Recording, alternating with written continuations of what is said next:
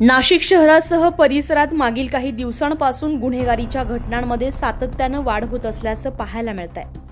नवीन नाशिक परिसरातील सावतानगर भागात काही तरुण हातात कोयता घेऊन दहशत माजवण्याचा प्रयत्न करत असल्याचा प्रकार नुकताच समोर आलाय। सदर घटना ही सीसीटीव्ही कॅमेऱ्यात कैद झाली आहे। आपण सीसीटीव्ही मध्ये पाहू शकता की कशा प्रकारे हे युवक या चौकातून कोयता घेऊन दहशत माजवण्याचा प्रयत्न करतायत।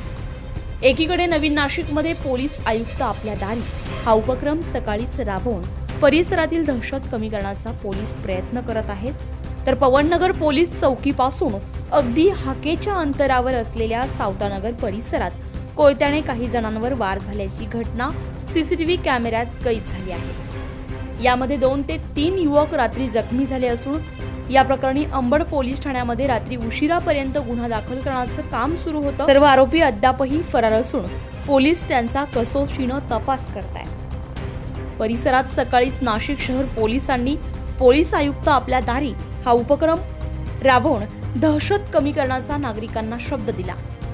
मात्र रात्री पुन्हा मोठ्या प्रमाणावर येथील गुंडांनी पोलिसांना एक प्रकारचे आव्हान देऊन दहशत निर्माण केली आहे। या प्रकरणी परिसरातील नागरिक आणि माजी नगरसेवक पोलीस स्टेशनमध्ये गुन्हा दाखल करून आरोपींना तात्काळ कारवाई करण्याकरिता ठाण मांडले होते। यातील सर्व आरोपी फरार असून पोलीस त्यांचा शोध घेत आहेत। गेल्या काही दिवसांपासून नाशिकमधील गुन्हेगारीनं मोठ्या प्रमाणात डोकं वर काढलं असून सातपूर, पंचवटी, सिडको, नाशिक रोड भागामध्ये मोठ्या प्रमाणात गुन्हेगारीच्या आकड्यांमध्ये वाढ होते।